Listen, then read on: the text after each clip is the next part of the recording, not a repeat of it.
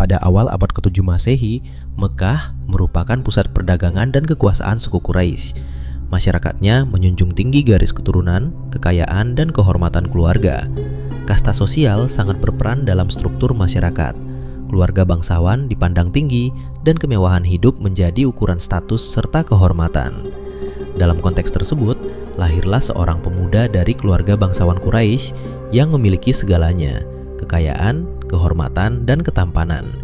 Namanya adalah Mus'ab bin Umair bin Hashim bin Abdu Manaf. Dalam video kali ini, kita akan membahas cerita singkat tentang Mus'ab bin Umair, salah satu sahabat Nabi yang terkenal dengan diplomasinya yang santun dan begitu berpengaruh. Tonton terus video ini sampai habis.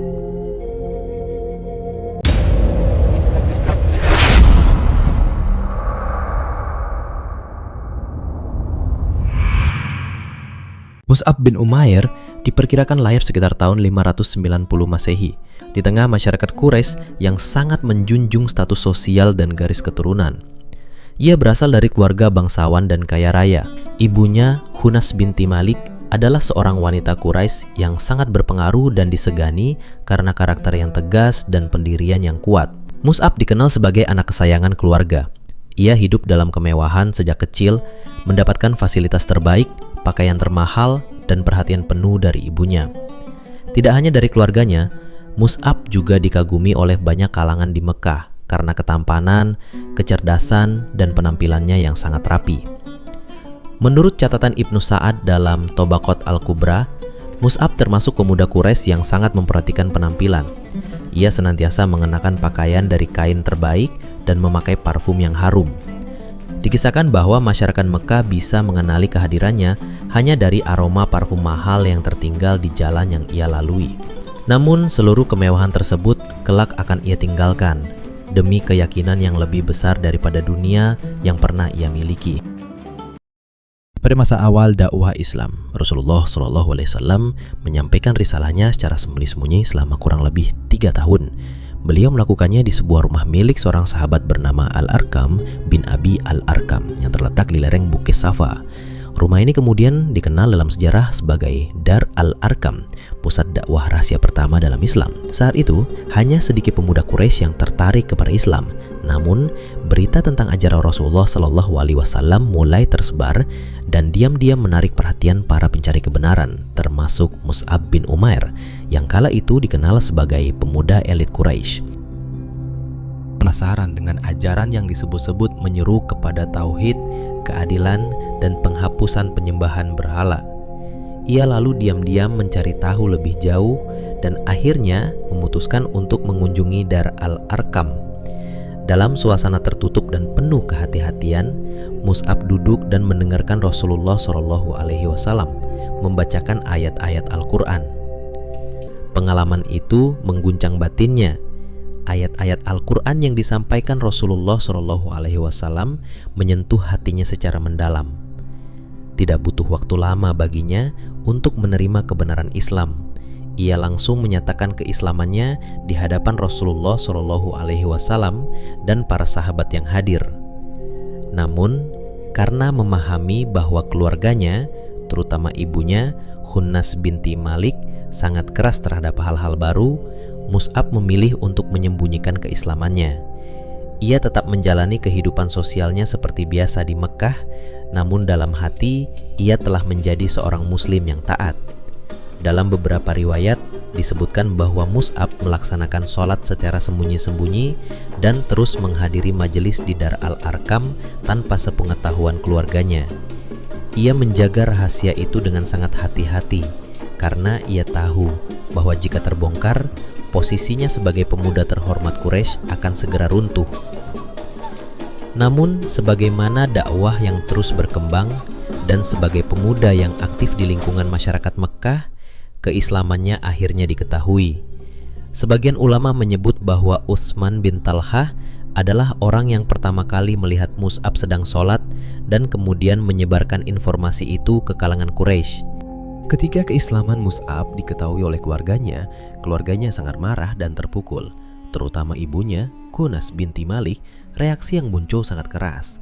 Ibunya merasa bahwa keislaman Mus'ab adalah bentuk pembangkangan terhadap tradisi keluarga dan penghinaan terhadap kepercayaan nenek moyang mereka.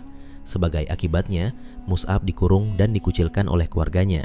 Ia diancam, ditekan, bahkan diputus dari seluruh fasilitas hidup yang sebelumnya ia nikmati. Namun demikian, Mus'ab tetap teguh pada pendiriannya dan menolak kembali kepada kekufuran. Beberapa riwayat menyebutkan bahwa ia kemudian dibebaskan setelah keluarganya merasa tidak mampu mengubah keyakinannya. Mus'ab pun meninggalkan rumahnya tanpa membawa harta benda sedikit pun. Setelah hijrah ke Habasyah bersama sebagian sahabat, Mus'ab bin Umair kembali ke Mekah dalam kondisi yang sangat berbeda dari masa kejayaannya. Dahulu, ia dikenal sebagai pemuda Quraisy paling tampan dan paling dimanja. Ia biasa memakai pakaian terbaik dan wangi parfum paling mahal. Namun kini, ia mengenakan pakaian kasar dan hidup dalam kesederhanaan, jauh dari kemewahan yang dulu melingkupinya. Khabbab bin Al-Arat, salah seorang sahabat dekatnya, dalam kitab Musnad Ahmad pernah berkata dengan mata berkaca, "Aku pernah melihatnya di Mekah. Tidak ada pemuda yang lebih dimanja orang tuanya darinya. Ia meninggalkan semua itu karena cinta kepada Allah dan Rasul-Nya."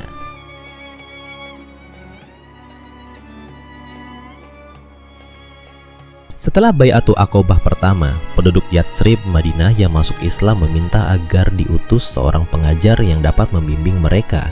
Rasulullah Shallallahu Alaihi Wasallam memilih Mus'ab bin Umair untuk tugas ini. Mus'ab menjadi duta pertama Rasulullah keluar Mekah. Ia menetap di Madinah dan tinggal di rumah Asad bin Zurarah, seorang pemuka suku Khazraj. Di sanalah ia mengajarkan Al-Quran, menjelaskan syariat Islam, dan mengajak penduduk Madinah kepada Islam. Dengan pendekatan yang lemah lembut dan penuh hikmah, Mus'ab berhasil menyentuh hati banyak penduduk, termasuk tokoh penting seperti Sa'ad bin Mu'adz, Usaid bin Hudair, dan lainnya. Keberhasilannya dalam menyatukan suku Aus dan Khazraj menjadi fondasi penting bagi dakwah Rasulullah di kemudian hari. Peran Mus'ab bin Umair di Madinah tidak bisa dipandang sebelah mata. Ia bukan hanya sekadar guru agama, tetapi juga menjadi penghubung sosial antara kaum muhajirin dan ansor. Dengan akhlaknya yang luhur dan pemahaman agama yang mendalam, Mus'ab berhasil menciptakan suasana yang aman, tenang, dan siap menerima dakwah Islam secara terbuka. Ia masuk ke rumah-rumah kaum ansor, mendakwahi satu persatu, menanamkan tauhid di hati mereka dengan kelembutan. Para ahli sirah mencatat bahwa dakwah Mus'ab membuahkan hasil luar biasa. Dalam waktu singkat, puluhan bahkan ratusan penduduk Yatsrib memeluk Islam. Keberhasilan ini menjadi landasan penting sebelum tibanya Rasulullah Shallallahu Alaihi Wasallam.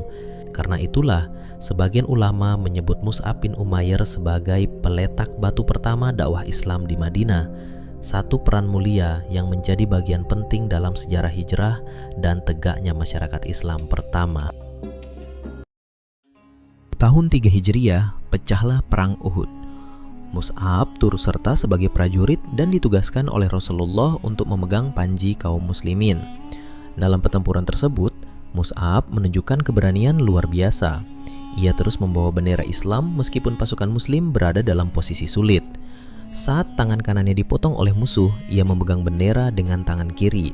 Ketika tangan kirinya terpotong, ia memeluk panji dengan lengannya yang tersisa. Hingga akhirnya ia gugur di medan perang oleh serangan dari Ibnu Kamiyah.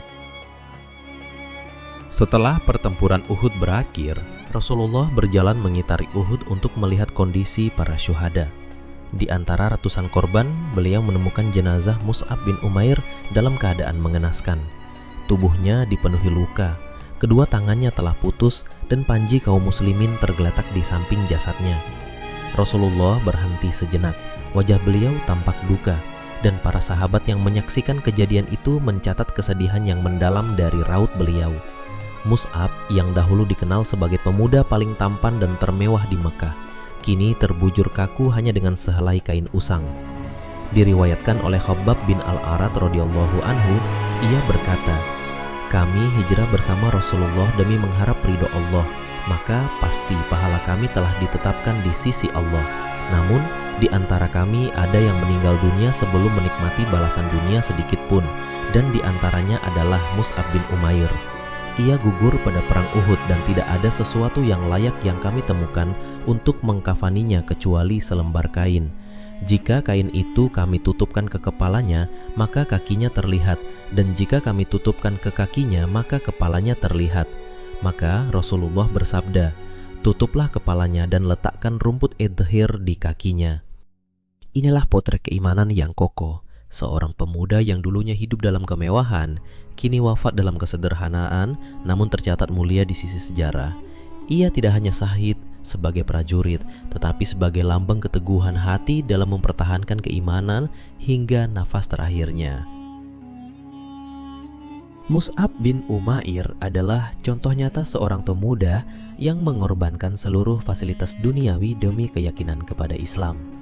Ia meninggalkan kekayaan, status sosial, dan kasih sayang keluarga semata-mata karena keimanannya kepada Allah dan Rasul-Nya. Ia adalah duta Islam pertama, pengajar pertama di Madinah, dan pemegang panji Islam di Perang Uhud.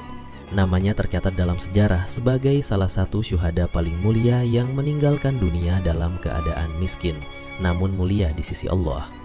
Warisan Mus'ab bukan harta atau keturunan, melainkan kontribusi besar terhadap perkembangan Islam di Madinah dan perjuangannya yang teguh hingga akhir hayatnya.